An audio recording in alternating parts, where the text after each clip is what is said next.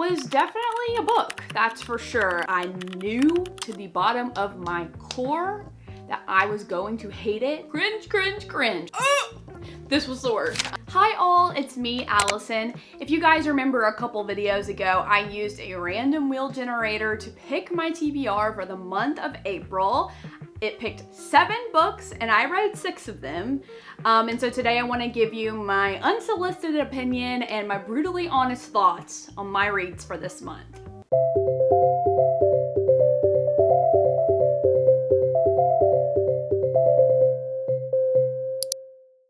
Okay, so before I get into my thoughts, comments, and concerns about all of my reads for the month of April, I did want to go over some reading stats. So I read 11 books this month. 10 were contemporary and 1 was fantasy. My page count was around 4,705. And my average rating was about a 3.45. So in my wheel generator video, I gave myself some grace. I picked 7 books from the spins and I told myself that if I could get to 7, I would, but I was really only intending on reading 6. And that's exactly what I did, but it's not for the reasons that you may think. I did have plenty of time. I actually finished all of the wheel picked books less than halfway through the month. Unfortunately, there was one where I read 1 chapter and decided that I knew to the bottom of my core that I was going to hate it, and I did not want to put myself through the pain of reading that when I knew it was gonna suck. So, and that one was gonna be When It Burns by Holly Lucky. I'm so sorry, Queen, my Alabama represent girl. It just wasn't for me. So the first book I read in the month of April was First Time Caller by B.K. Borison, and it was definitely a book, that's for sure. So in this book, our male main character, Aiden, is a radio host for a love advice type show on the radio, and he's finding himself getting really bored and falling more and more out of the idea of falling in love. He's starting to believe that love doesn't exist due to all of these random callers coming in complaining about the mundane things in the name of love.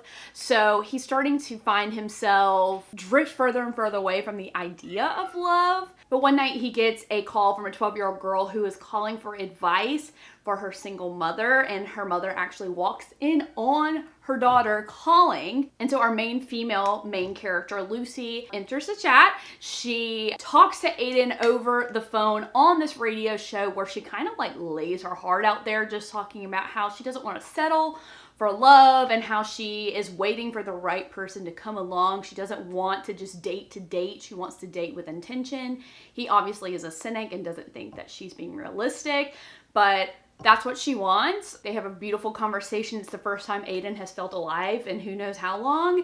And they hang up and that's the end of it. Well, then they end up going viral and everyone is wondering on whether Lucy is gonna find love, and they want to help Lucy find Mr. Right and blah, blah, blah. So the radio station, which is slowly dying, by the way, decides that they are gonna get Lucy on the show and try and do like a bachelorette situation where they're trying to like set her up with a guy who could potentially be the guy of her dreams, right? So she comes on the show for a couple nights a week while also getting to know Aiden as well. Obviously, they start to have an attraction. A spark does spark. So she is starting to kind of catch feelings for him. He's doing the same. This is one of the things that really annoyed me. For some reason, they just felt like they couldn't be together, even though she technically doesn't really work at the station. She's kind of on a limited time. There's no reason for him not to want to date her either. So I didn't understand there was a lot of like emphasis on like, we can't date each other.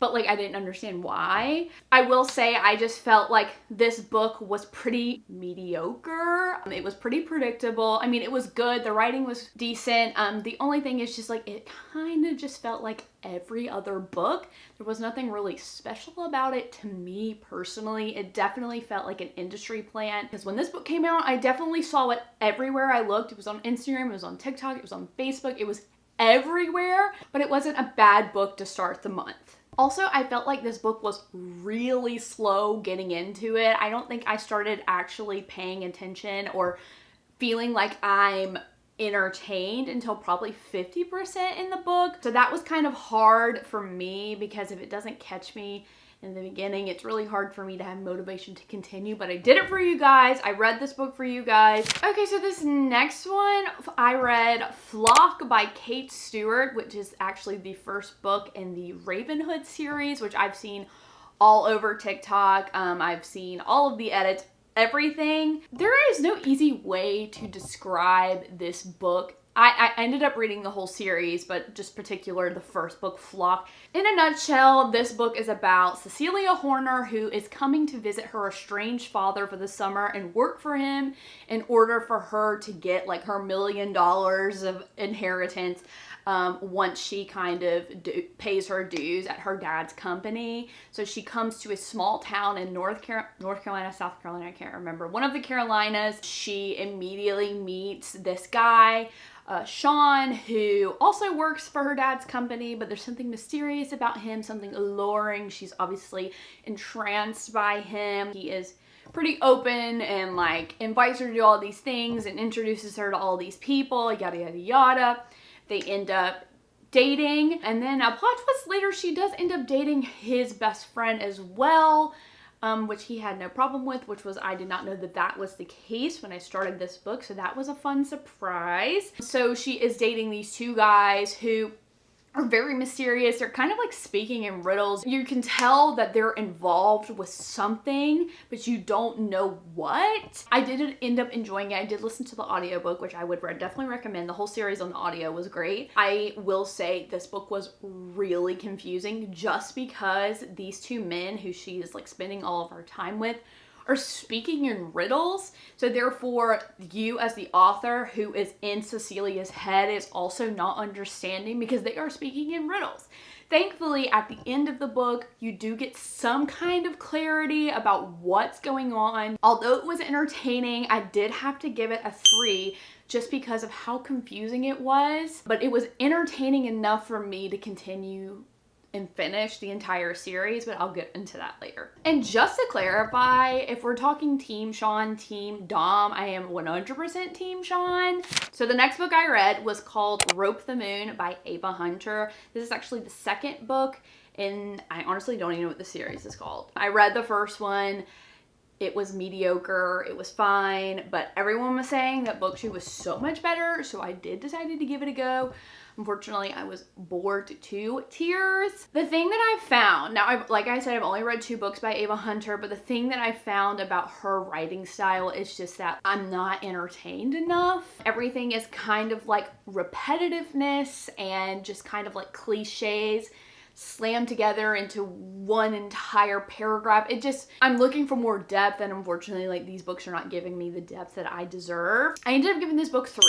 Was it great? No. Was it bad? No. So this book is about Davis Montgomery. He's an ex-Marine. He works on this ranch, and this man who kind of like mentored him his whole life. He did move forward with like having a relationship, a secret relationship with his daughter when they were teenagers. She ends up leaving small town because she wants to become this like world-renowned chef, whatever. She leaves. She's been gone for years and years and years. He's obviously still been in love with her, okay? She comes back beaten and bruised and pregnant and is like stranded. She calls her dad for help. He ends up sending Davis to go rescue her, and from then on he's like, well, she's not leaving my sight. She's running from her ex-boyfriend who also got her pregnant. She's scared for her life. So he decides he's going to take it upon himself to take care of her while she's also kind of like patching together her family relationships that she tore apart when she left. Her sister kind of like hates her. Her father is like dying of cancer and she didn't even know. So there are a lot of like family issues that she's dealing with. Some things that annoyed me. For one, he calls her Cupcake. I don't hate a nickname, especially when it means something. She's a baker. She used to make him cupcakes. That's beautiful. Don't necessarily love the nickname Cupcake, but it made sense in this scenario. The one thing I hated about this was that he used Cupcake after every sentence. They would be having a conversation, just the two of them, and for some reason he felt like he had to address her after the end of every sentence. So it'd be like, what do you want for breakfast, Cupcake? How does egg sound, Cupcake? Do you want orange juice, Cupcake? It just like got really repetitive and really annoying really fast. And then on the opposite side, she was calling him Hotshot, which I don't know where that came from. Absolutely hated it. Same situation. She was calling him hot. She was calling him hot shot after every sentence. So the repetitiveness of the nicknames was really annoying. And also she did not want to know the gender of her baby, so she just kept calling it Squish. I'm gonna move on, thank you. And the one thing that also really annoyed me about this book was that she refused to tell Davis, an ex-Marine, the name of her ex-boyfriend who she is scared for her life for him to find her. She refused to tell anybody this guy's name. So literally every single issue that could have been avoided involving her ex really could have been avoided if she just like would have told him this guy's name. We'll not be continuing the series. Okay, so this next one, y'all, was so bad. The next one I read was Home Run Proposal by Maren Moore. Now I listened to this one because I thought it would be a fun audiobook because it's a sports romance and I thought I could get through it pretty quickly. It was so cringy. Cringe, cringe, cringe. Okay, this book was written as if you went to ChatGPT and said, write me a stereotypical romance novel, and that is what this book was. So this is about a girl named Hallie who is like in college. She has no romantic experience. She's never kissed a guy. She's never done anything with a guy. She's never dated a guy, never held hands, whatever. She decides that she just wants to get it over with and get some of these experiences out of the way. So she thinks she's propositioning her best guy friend who she lives with to just do all these things with because she's comfortable with him. She ends up accidentally asking his older brother, who is like the star baseball player on campus. Come to find out, her brother Lane has been obsessed with her since they were children. By the way, they're all childhood best friends, which would have been sweet, but like there was nothing that came from Lane that would have told you that he was in love with her. Like you only heard it in the inner monologue. It was like thoughts but not actions. So that kind of like threw me off a little bit. She's obviously been obsessed with him since forever because he's a hot baseball player. So there really wasn't a lot of build up when it came to the actual plot. It was like she asked him and he said yes. She was like mortified for 5 seconds and then she was like, okay, cool, let's do it. And then from there, it was cringe city. It's just like, there was no easing into, I mean, this is obviously kind of an awkward situation. This is your best friend's brother who you're like doing all these romantic things with, and he's immediately just like protective. Like a guy talks to her at the bar, he like drags her out of the bar. It's just 0 to 100 so fast. It was so insta-lovey to me. I just like could not handle it.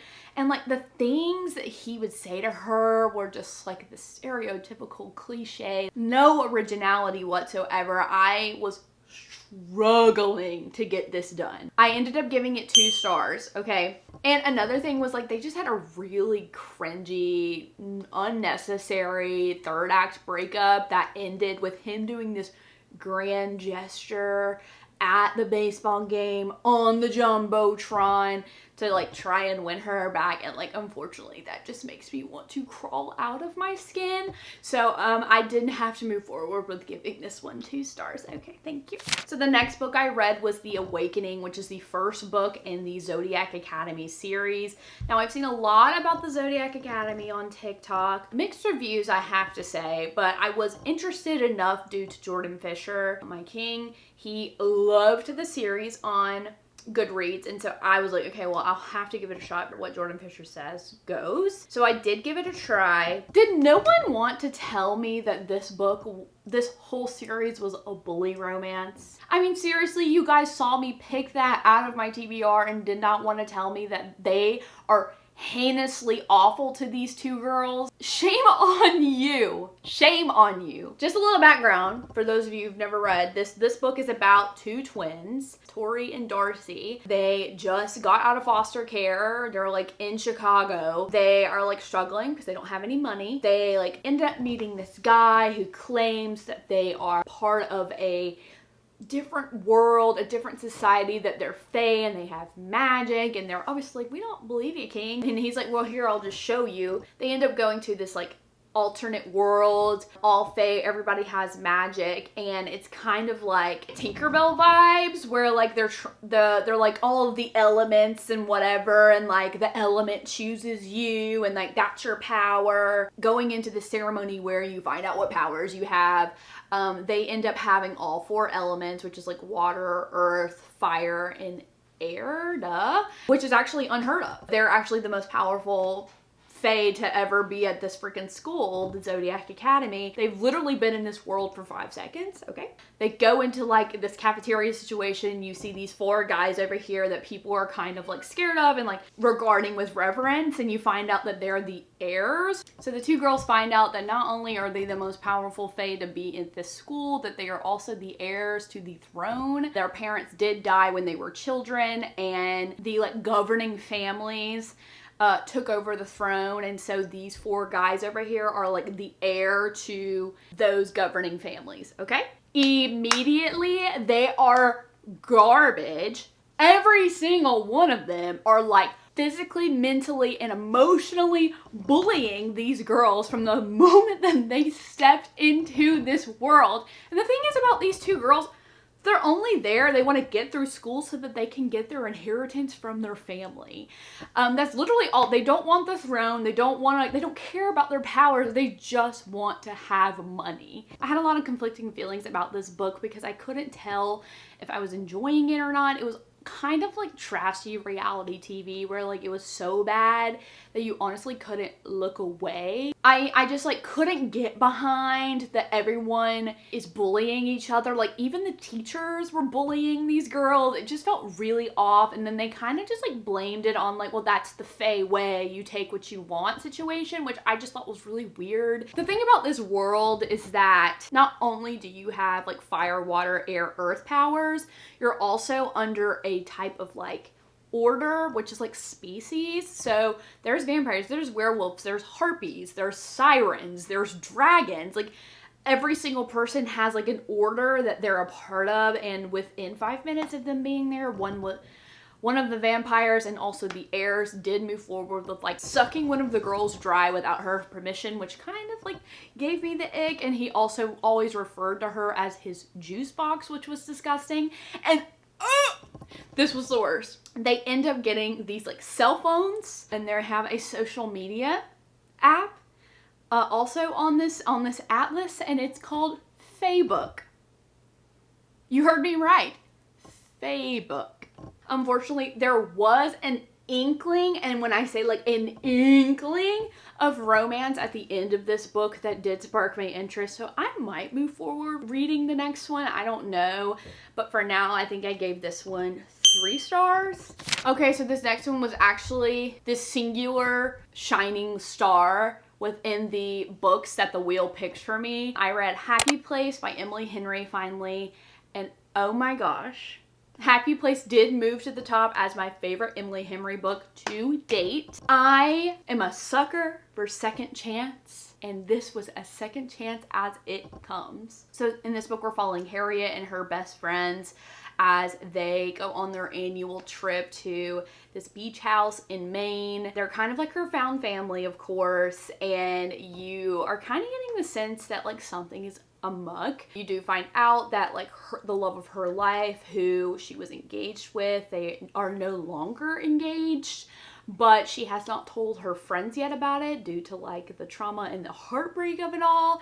So when she does end up getting to the beach house, she does see her ex-fiance there and is like stricken. She's like, what are you doing here? Because they had plans to not see each other. He was definitely kind of like blackmailed into being there. They're all coupled up basically. So one of the couples and the girl who like owns the house is like, we're getting married and you have to be there because my father's selling the house and this is the last summer that we'll ever have in this home. They decide that they're gonna just pretend to still be together because they don't want to ruin the wedding of their friends, and it's kind of just like going back and forth between the past and the present of like how they met and how they fell in love, and then kind of like where they are now. And it was just so beautiful. I did cry chapter 3. Like I was emotional the entire time, and I found myself really relating to Harriet. One of the things that kind of hindered their relationship moving forward was that like his dad died, and she felt like she had to be okay